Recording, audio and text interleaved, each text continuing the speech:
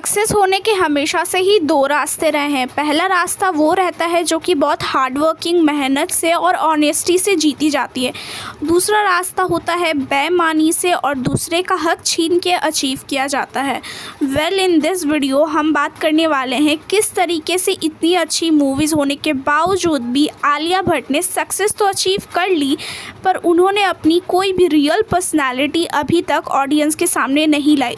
जिस तरीके से ड्रेस चेंज करते हैं उस तरीके से आलिया वन बाय वन करके लोगों को पर्सनालिटी को चुराती हैं। जिस तरीके से वो दूसरे की मूवीज़ को चुरा के आज के डेट में जहाँ पे हैं वहाँ तक वो पहुँची हैं। Let's start the video. हम ये वीडियो स्टार्ट करेंगे बिल्कुल इनके करियर के स्टार्टिंग से, यानी कि 2012 से, कि कैसे आलिया उस वक्त टीनेज होने के बावजूद भी खुद का पहला चीटिंग यानी कि रेप्लिकेट करती है करीना कपूर को। अगर आपको नहीं मालूम तो मैं बता देना चाहती हूँ कि करीना कपूर का जो आइकॉनिक कैरेक्टर था, पू का कैरेक्टर, उसे आलिया ने अपने करियर के स्टार्टिंग में ही शनाया का कैरेक्टर करके निभाया। कहा जा सकता है कि पू का सस्ता वर्जन ही शनाया का कैरेक्टर था जो कि आलिया भट्ट ने स्टूडेंट ऑफ द ईयर में प्ले किया था।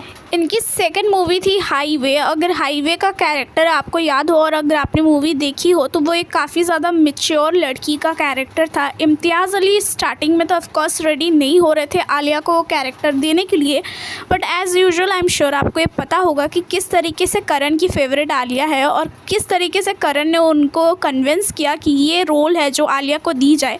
वो भी इसलिए दिया गया था क्योंकि 2012 के अराउंड ही आलिया के साथ साथ परिणीति ने भी अपना डेब्यू किया था और कहीं ना कहीं ऑडियंस की तरफ से जो ज़्यादा प्यार था वो परिणीति को मिला था, क्योंकि इश्कबाज़ी में उनकी जो एक्टिंग थी और आलिया के कंपैरिजन में स्टूडेंट ऑफ द ईयर की जो एक्टिंग थी बहुत ही ज़्यादा आलिया को एक्टिंग के मामले में नीचा दिखाया जा रहा था। तो ये करण कैसे हैंडल कर सकते थे? तो आलिया को एक अच्छा बेहतरीन एक्टर प्रूव करने के लिए उन्होंने इम्तियाज़ अली से बात किया और वो कैरेक्टर हाईवे का ऑपोजिट रणदीप हुड्डा दिलवाया। इम्तियाज़ स्टार्टिंग में इसलिए भी कन्विंस नहीं थे क्योंकि उनको एक मैच्योर एक्टर ऑपोजिट रणदीप चाहिए था।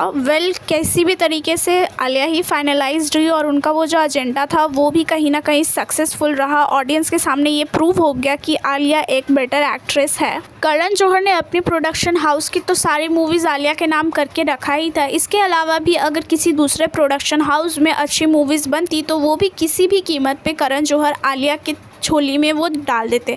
जैसे कि जोया की जो डियर ज़िंदगी मूवी है वो भी कटरीना कैफ के नाम से सेव था। कटरीना सेव हो गई थी कि वो मूवी उन्हीं के द्वारा परफॉर्म किया जाएगा, पर करण जौहर ने प्रेशराइज़ किया। इसके साथ साथ शाहरुख खान का भी नाम आता है कि इन दोनों ने हार्डली रिकमेंड किया आलिया को फोर्सफुली कि वो उस मूवी में रख ले और एट लास्ट जोया रेडी भी हो गई। और डियर ज़िंदगी का जो कैरेक्टर था, अगर आप मूवी देखते हो और अभी मेरी बातों को सुनते हो तो आप समझ पाओगे कि वो जो कैरेक्टर था वो एक्चुअली एक मैच्योर लड़की का था।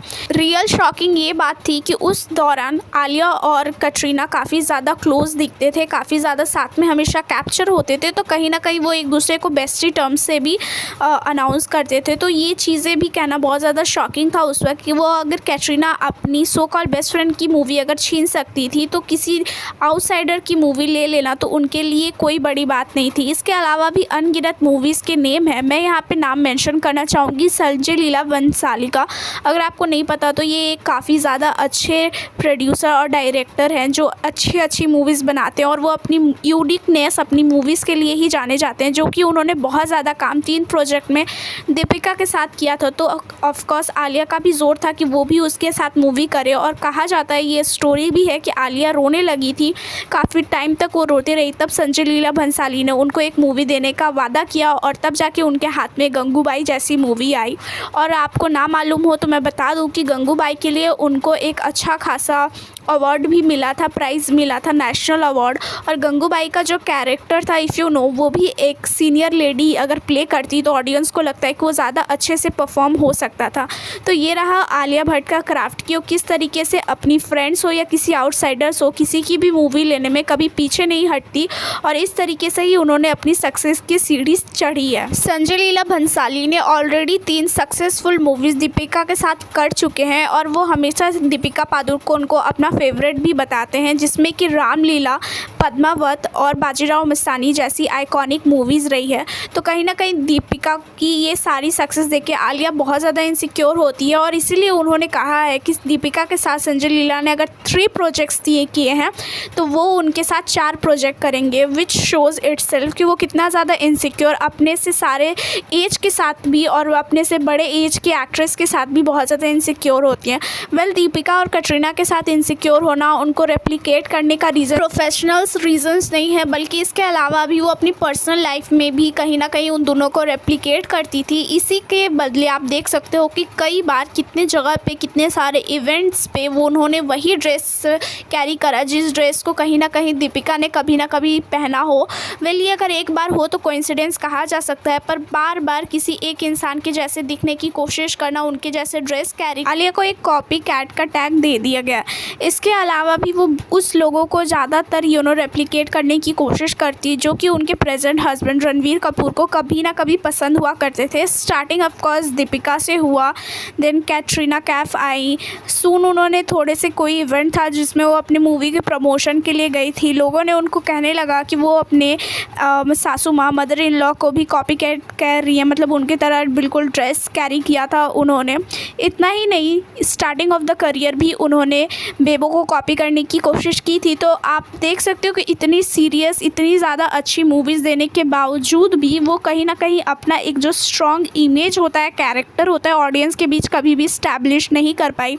Eight the end of the era वो एक कॉपी कैट के नाम से ही जानी गई, नेपो प्रोडक्ट्स के नेम से जानी गई। In the whole process PR and Karan Johar की टीम ने उनको बहुत ज़्यादा हेल्प किया। अगर आपको स्टूडेंट ऑफ द ईयर की आलिया और आज की आलिया में आप देखो तो क्लियर एक डिफरेंस आप देख सकते हो। वो राज़ी करने के बाद ही एक काइंड ऑफ सीरियस इमेज खुद का पर्सोना लेके चलने लगी, पर सैडली वो उनका ट्रू इमेज नहीं है, क्योंकि भले ही डम साउंड करता था लेकिन 2012 के एरा में जो थी, जैसा कि उनका चाइल्डिश नेचर था, बबली काइंड ऑफ नेचर था। और अगर आप स्टार्टिंग ऑफ द करियर देखो तो कहीं ना कहीं वो उस तरह की मूवीज़ ज़्यादा करती थी, जैसे कि हम्टी शर्मा की दुल्हनिया ले लो। तो वो जो उनका रियल इमेज था जिस तरीके से थी, वो कहीं ना कहीं अपने उसी कैरेक्टर को वो सर्व करती थी ऑडियंस के सामने। वो डम तो डेफिनेटली लगता था, बट वही उनकी मासूमियत, इनोसेंसी भी सर्व करता था। बट अब आज अगर आप देखो तो थोड़े टाइम पहले, शादी से पहले, वो कहीं ना कहीं रणवीर के नाम का माला जपती थी। नाउ एवरीवेयर इज़ रहा। Of course I am not saying कि उनको अपनी फैमिली के बारे में बात नहीं करना चाहिए, but of course she had to accept herself also. खुद का रियल जो पर्सोना है, उनका खुद का जो रियल है, जैसी भी है जो, उनको वैसे ही सर्व करना चाहिए। But you know all, PR ऐसे वर्क नहीं करता। PR आपको उसी तरीके के मूवीज़ रोल दिलवाता है जिससे कि आपकी जो इमेज है ऑडियंस के सामने एक तरह का बन जाए, और उसी तरह के कैटेगरी की मूवीज़ भी दी जाती है ताकि आपके दिमाग में वही इमेज सेव हो जाए।